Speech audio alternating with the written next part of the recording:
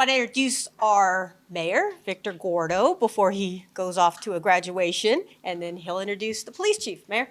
Let me just say on behalf of the Pasadena City Council and all residents of Pasadena, to all of our men and women in uniform and also out of uniform, thank you so much for your hard work. Thank you for being there for all residents of Pasadena. Thank you for your work on a daily basis for residents of Pasadena. But during this time, you really stepped up.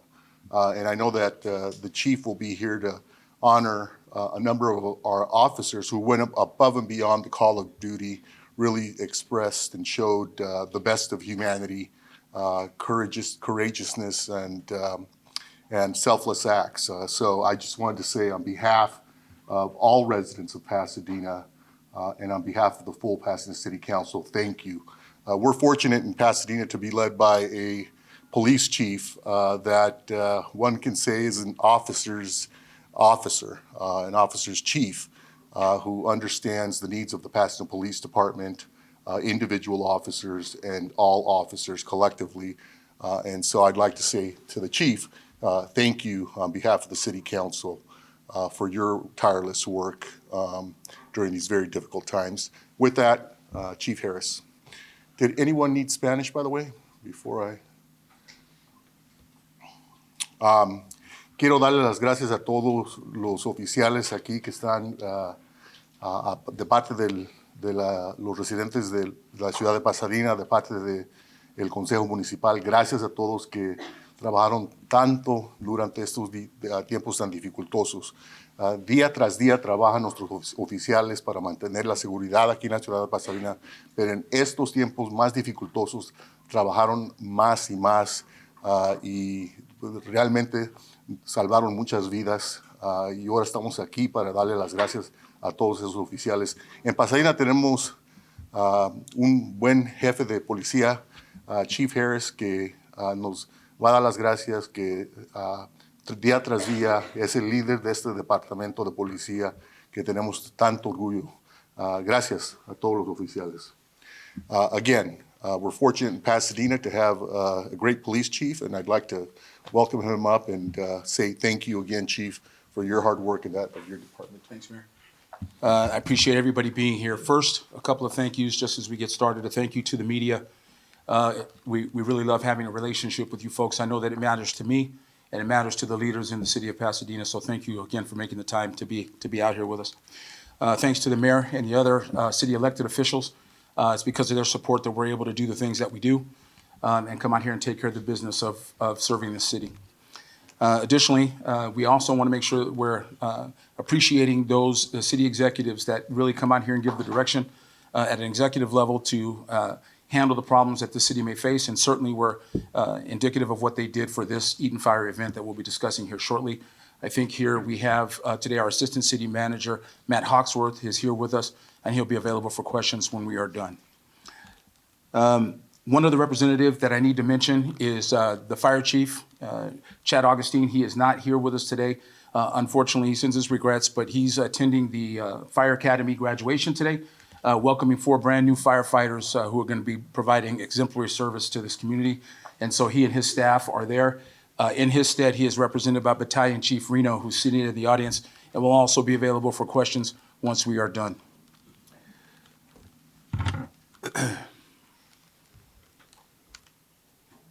Before we get started, I also want to make sure that we're throwing out all of our hearts and prayers and everything that we need to do to send the positive energy to those folks in Pasadena and Altadena who lost so much, either with a loss of life, a loss of a family member, a loss of a home, or knowing somebody who's lost something in this tragic event. We want to make sure that the family of Pasadena, in that Pasadena way, sends out our hearts and our love to our folks that we serve. And wish that they get better and heal from this tragic circumstance. Very important to send that message out. It's important that we understand what the purpose of today is. The purpose of today's press conference is really to talk about the first moments of this particular event, the Eaton fire. But I can't do that until I tell people what we're not here to talk about today. What we won't be discussing is we won't be discussing any of the aftermath, any of the relief efforts, any of the convention center issues, Red Cross, any of those kind of things. There'll be a time to have those discussions when we work as a city to bring information to the public, but that won't be the purpose of today's meeting. The purpose of today's press conference is really to take a quick look back at the beginning of this horrific fire, the Eaton fire, and talk about what occurred in regard to the response of first responders that went out to that scene on that early evening night on January 7th. Early in the evening on January 7th, we were prepared as a city for a wind event. We had our emergency operations center open, and we were preparing for that wind event based on the memory we had of a wind event back in 2011. We knew that it was going to be a horrific wind event, but needless to say, we did not prepare, at least initially, expecting there to be a fire. Unfortunately, all the things came together for that perfect storm. 80 mile an hour plus winds, certainly whatever it was that sparked this fire. And then suddenly we've got this overwhelming event that is absolutely just tragic in the way that it took over and destroyed homes, destroyed lives, and really changed our city and the surrounding cities as well. So it's really important to understand how quick and how fast this fire got out of control and went about its business of destroying what it destroyed. I just saw one person walk in. I think our Councilmember Steve Madison is here. Just want to make sure that I recognize that he is here. He will also be available for questions once we are done. On that night, in the early evening hours, a little after 6 p.m., the fire kicked off. Our dispatchers and folks started to get information that we had a fire in the canyon at Eaton Canyon, and that started the wheels of response. So in the response phase, we started feeling right away with the volume of air traffic on the radios that this was going to be, it started really quickly to become a cataclysmic event. And as is the Pasadena way, these folks that are sitting over here to my right in uniform, some of them sitting behind you, that include dispatchers, public safety responders, first responders, including police and fire, public works people, our Pasadena transit folks. There were so many people that answered the call to this fire that it was remarkable. And that's what we're here to celebrate or here to talk about today. And although we've had a lot of tragedy, I think from that tragedy stems sometimes the humanity that you heard the mayor speak of that validates why it is that the people in this business do what we do and come out here and make sure we serve in this community. So that night, when the fire kicked off, it took everybody by surprise. It took a lot of folks in the community, in their residences, in their businesses, both in Pasadena, the Hastings Ranch and surrounding area, and portions of Altadena that surround us. And it took us by storm. It took everybody by surprise. But with the quality of people that we have, all of our on-duty resources jumped into action, and they started taking care of the business of taking care of the business. Our folks ran into the fire, ran toward the fire to make sure they were taking care of the residents of this community and the businesses in this community. And they made sure that no matter what it was, they were going to be involved and engaged in making rescues or getting up there and doing whatever it was that they could do. And that was the case. It was nothing short of heroic what the Pasadena Police Department and our brothers and sisters in the fire department and the Department of Transportation did on that night in the first hour or so of this event. At some point here in this conference, we're going to show you a video that will take it up close and personal and let you know exactly what it was that they were encountering and what they faced. And we want to make sure that we put that out to the public. Again, the purpose here is to make sure that we are understanding the response of your public safety folks. We waited a little while because we wanted to make sure that we were getting through some of the initial phases, especially with the victimization that people had suffered. We certainly didn't want to come out and talk about some of these things before we got a chance to get some of those folks situated in their new homes or their temporary homes, et cetera.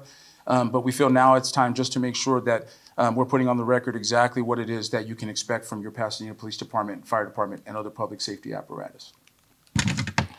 So with that, I'm going to show a little bit of the video, and then I will talk a little bit about it after we're done. That video will be made available to you in the media at cityofpasadena.net/police. As soon as you're done here, you can pull that up and do what you need to do with it. But on that, let me have whoever's got the mouse, go ahead and push play, and we'll watch the video. Some of these rescues that you're about to witness were in Pasadena area. Others were in the Altadena area.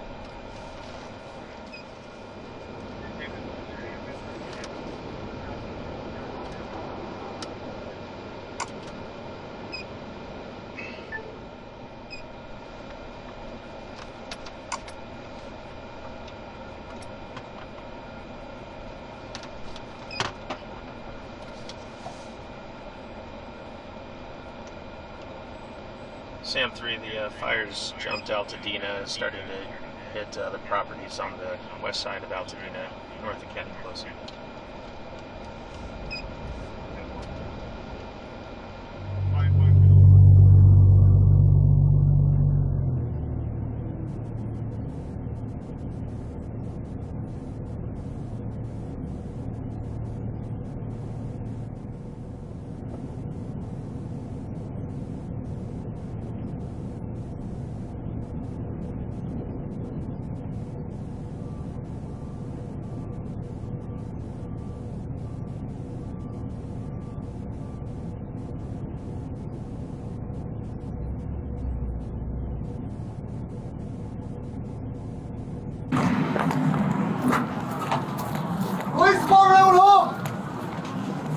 Want to kick it? Get the front door. Are you guys good?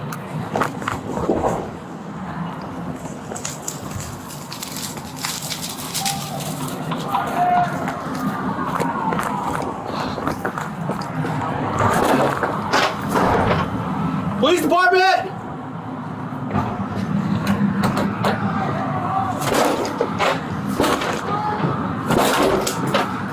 Police department! Police!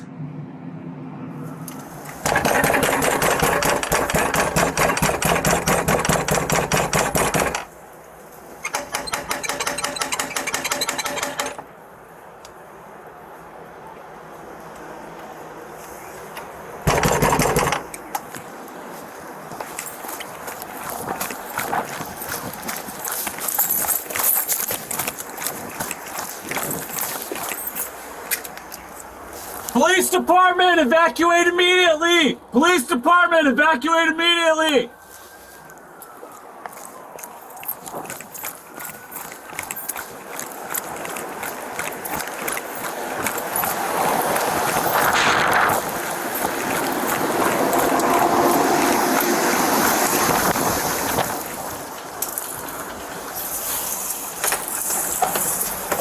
Okay, you have your car keys? Yes. With you right now? Okay.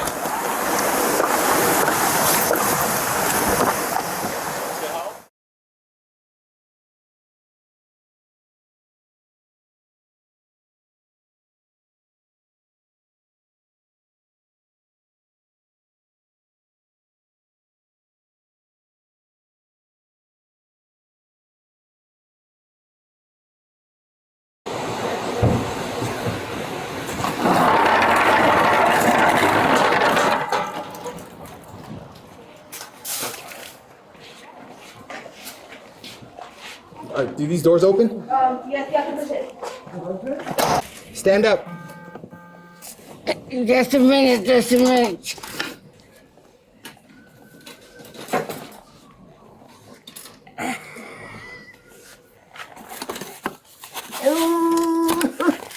Prepare what me.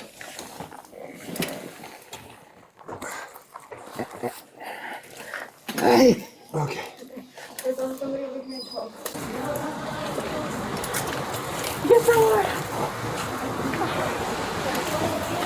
The building's on fire. Building's on fire, man. We gotta go. Yeah, go. No. What's the best way? Please Yeah, don't. under the armpits. Don't. Don't what? Fire. Do not. Have to go. Oh, God, you're gonna do it anyhow. Oh! Oh, God damn it. Please, I no. got you. I got you. Here, bring it down. I got you. Turn. Oh! Oh! Here's another chair. There you go. Let's take him out. What are... You're gonna have to get this dirt off. Okay, man. This dirt off.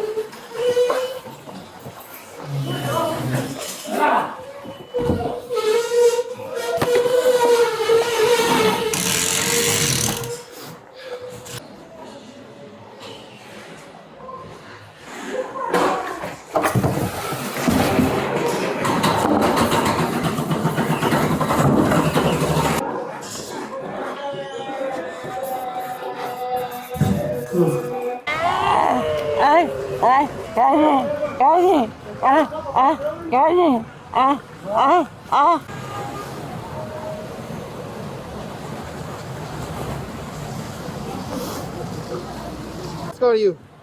Please. You don't want to be breathing that in.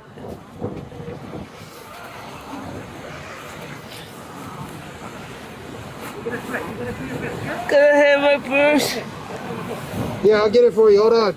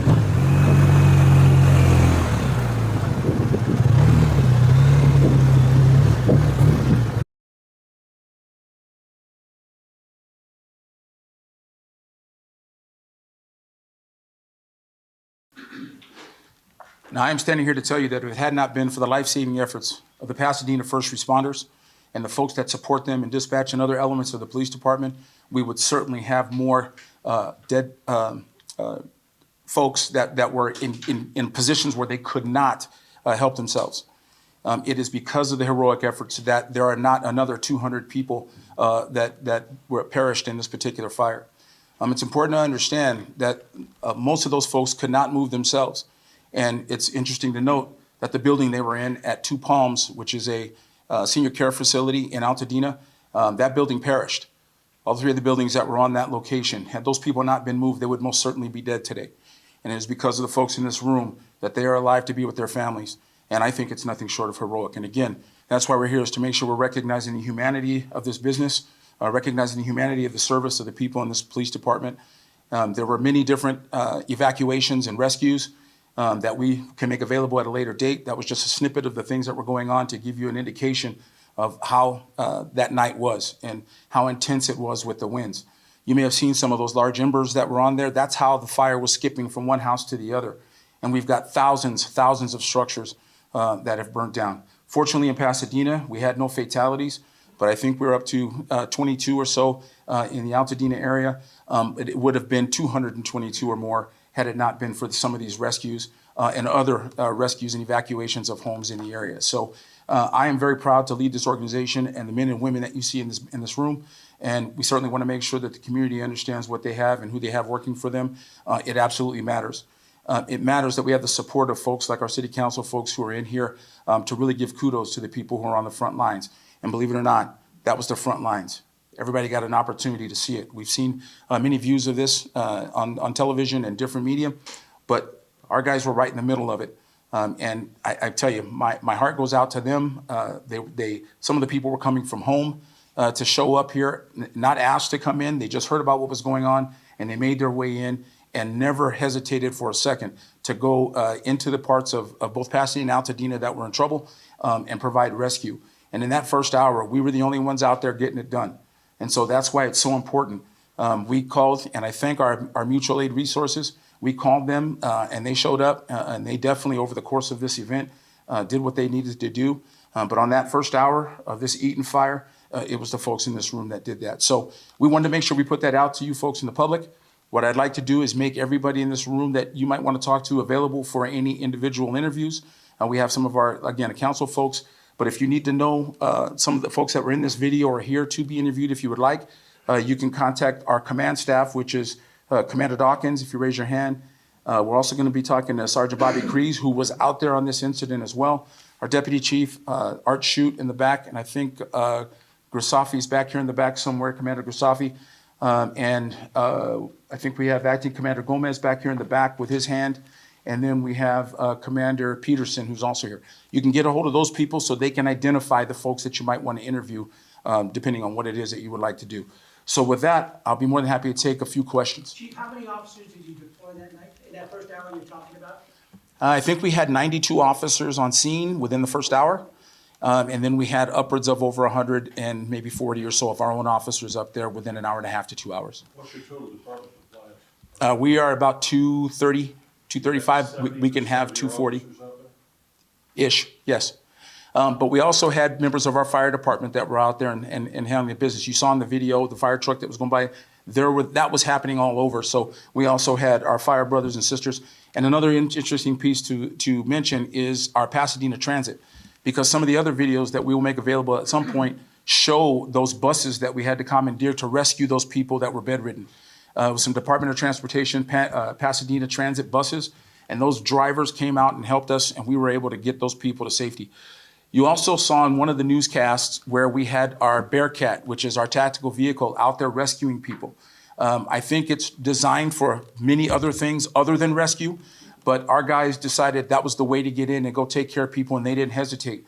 And so again, it's important to understand the ingenuity, the creativity, and the downright commitment of the men and women of the Pasadena Police Department.